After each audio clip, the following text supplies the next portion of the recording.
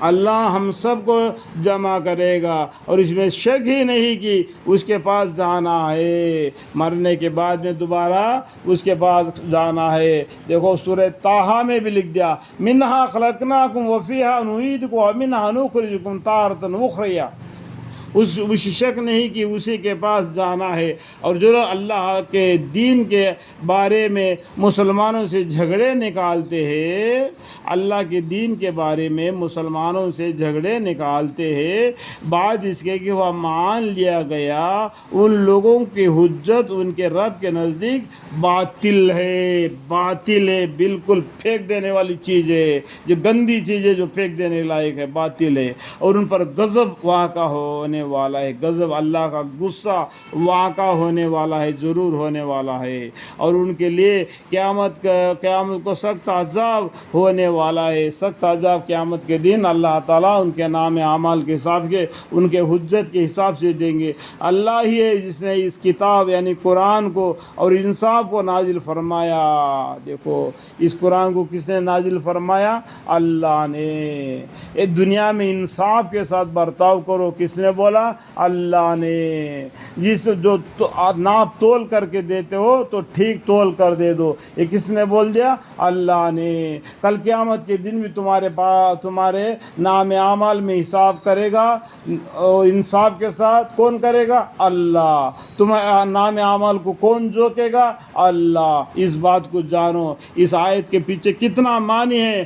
اللہ الذی انزل الکتاب بالحق والمیزان، اللہ ہی ہے جس نے اس کتاب یعنی قرآن کو اور انصاف کو نازل فرمایا۔ اور آپ کو اس کے کیا خبر عجیب نہیں کہ قیامت قریب ہو؟ دیکھو اللہ تعالیٰ آپ کو بولتے ہیں، پیغمبر صلی اللہ علیہ وسلم کو بولتے ہیں، اور آپ کو اس کی کیا خبر عجیب نہیں کہ قیامت قریبی ہو، یعنی قیامت نزدیک ہو یا دور ہو؟ اللہ ہی بہتر جانتا ہے، غیب کی بات ہے، یہ کوئی پیغمبر کو نہیں معلوم ہے۔ مگر جو لوگ اس کا یقین نہیں رکھتے، لیکن یقین رکھنا یہ ایک دن آئے گی، کب آئے گی وہ اللہ بہتر جانتا ہے۔ اس کے بارے میں ہم نے کوئی ڈیٹ مقرر نہیں کرنا، کوئی پیغمبر میں اس کا ڈیٹ نہیں بتا دیا کہ بھئی اپنے طرف سے کوئی بات ایسے الٹے سلٹے باتیں نہیں کرنا۔ اگر ایسے باتیں حد سے بڑھ کر بات میں سے نکل گئی وہ تو غلطی سے میں معافی مانگتا ہوں۔ انہوں نے یقین نہیں رکھتے، اس کا تقاضا کرتے ہیں، یعنی اس کے بعد میں حجتیں کرتے ہیں قیامت کے بارے میں۔ اور جو لوگ یقین رکھنے والے ہیں وہ اس سے ڈرتے ہیں، جو قیامت کے بارے میں یقین رکھتے ہیں، قیامت آئے گی، نام اعمال بانٹ دیا جائے گا، اذا زلزلت الارض زلزالہا، اس سورے میں اس کا بارے میں بتلایا۔ آپ 30واں پارے میں اس سورے کو پڑھو تو معنی پڑھو تو مال جائے گا۔ دیکھو میں ایک درخواست کرتا ہوں ہر مسلمان بھائی کو، نماز پڑھنے سے پہلے یا نماز کے بعد بھی ہو، قرآن کو معنی کے ساتھ پڑھو، تب تمہارا دل دماغ نماز کے اندر رہے گا اور تم حق بات کیا ہے جان جائے گا۔ اور جو لوگ یقین رکھنے والے ہیں وہ اس سے ڈرتے ہیں، ارے اللہ سے ڈرتے، اس سے کیا معنی دیکھو۔ اور جو لوگ یقین رکھنے والے، جو کہ میں انگلی دکھا کے بتا رہا ہوں، اور جو لوگ یقین رکھنے والے ہیں وہ اس سے کا معنی کیا ہے؟ اللہ سے ڈرتے ہیں۔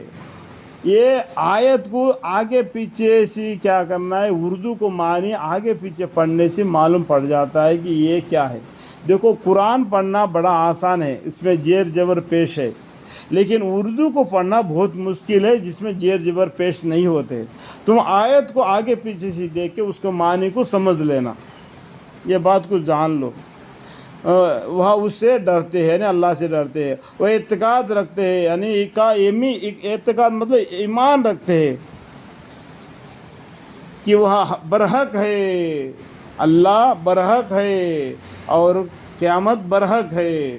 یاد رکھو کہ جو لوگ قیامت کے بارے میں جھگڑتے ہیں بڑے دور کی گمراہی میں مبتلا ہے۔ قیامت کے بارے میں کوئی نہیں جھگڑنا، قیامت آئے گا، قیامت آؤ، قیامت لاؤ، قیامت لاؤ، قیامت آئے گا تو تمہارا فیصلہ ہی ہو جائے گا میرے بڑے بھائی۔ قیامت سے پہلے اللہ کو راضی کر لو، یہ بات کو جانو۔ قیامت کر کے قیامت کے پیچھے مت پڑو، قیامت ایک دن آئے گا تو آئے گا، لیکن قیامت کے لیے تو نے کیا تیار کر دیا، قیامت کے دن اللہ کے سامنے جا کے کھڑا ہو کے حساب دینے کے لیے تو نے کیا تیار کر دیا، اس کا فکر کرو۔ قیامت اب آئے گی، قیامت کب آئے گی، قیامت کے بارے میں مت ڈھونڈو، قیامت تو ایک دن آئے گی، لیکن تمہارا کام ہے تم کرنا ہے، کیا کام کرنا ہے، اللہ کو راضی کر لینا ہے۔